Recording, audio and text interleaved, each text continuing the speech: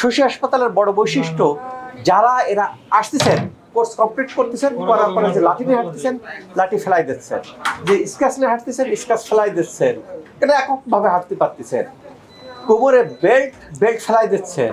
আসসালামু আলাইকুম।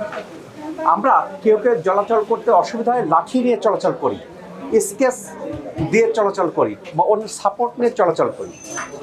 পাশাপাশি কী হয়, ঘাড় মুভমেন্ট করতে পারে না, ঘাড়ে ব্যান্ড পরি, কোমরে ব্যান্ড পরি, হাঁটুতে নিক্যাপ পরি, এই পরে চলাচল করতে হয়। শশী হাসপাতালের বড় বৈশিষ্ট্য, যারা এরা আসতেছেন কোর্স কমপ্লিট করতেছেন, করার পরে যে লাঠি নিয়ে হাঁটতেছেন লাঠি ফেলাই দিচ্ছেন, যে স্কাচ নিয়ে হাঁটতেছেন স্কাচ ফেলাই দিচ্ছেন, এটা এককভাবে হাঁটতে পারতেছেন, কোমরে বেল্ট ফেলাই দিচ্ছেন, কি ঘাড়ের কি বলে ব্যান্ডগুলো ফেলাই দিচ্ছেন, এগুলো কিচ্ছু লাগে না। আল্লাহর রহমতে সব ভালো হচ্ছে শশী হাসপাতালে যারা কোর্স কমপ্লিট করছে। আমার পাশে যিনি ছিল উনিও কোমরে বেল্ট ইউজ করতেন, ওনার কথা শুনবো এখন বেল্ট ব্যবহার করা লাগে কিনা। প্রিয় দর্শক, যাদের হাত পা ঝিমঝিম করে, পিএলআইডি হয়, যারা ওষুধ খেতে চান না, ইনজেকশন নিতে চান না, অপারেশন করতে চান না, এদের জন্য শশী খুব ভালো একটা স্থান। আপনার কি অসুবিধা ছিল? আমার সমস্যা ছিল পায়ে ঝিঝি জ্বালাপোড়া করতো আর হাতের ঝিঝি জ্বালাপোড়া করতো, ঘাড়ে ব্যথা ছিল। জি, ঘাড়ে ব্যথা ছিল, এখন ঘাড়ে ব্যথা নাই। ডাক্তার বলছে ওষুধ খেতে হবে, ওষুধ খেলে সমাধান হবে না। না, ওষুধ খেলে সমাধান হবে না। পরে আপনার সার্জারি বলছিল আর বলছিল থেরাপি দিতে। তো আমি সার্জারি কেন? ভয়ের কারণে সার্জারি করানো হয়নি। থেরাপি দিছিলেন? জি, এর আগেও থেরাপি দিছিলাম। কতদিন?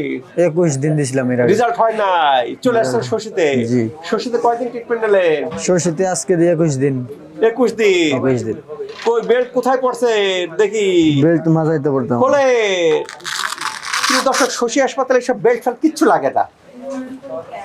শশীতে 21 দিন ট্রিটমেন্ট নেওয়ার পরে যদি বেল্ট পড়তে হয় তাহলে তো দুঃখের শেষটাই। বেল্ট পড়ছে কেন? বেল্ট পড়ছেন কেন? মাজায় ব্যথা ছিল। মাজায় ব্যথা ছিল, বুঝতে শশী হাসপাতালে এখন তো বেল্ট পড়া লাগে না, আগে বেল্ট পড়া লাগতো। শশী হাসপাতালে ট্রিটমেন্ট পড়ার বেল্ট পড়া লাগে না। না, এখন আর বেল্ট পরি না, বেল্ট পড়া লাগে না। শশী হাসপাতালে যে 21 দিন ট্রিটমেন্ট নিলেন, এখানে কোনো ওষুধ খাওয়া লাগছে, ইনজেকশন লাগছে?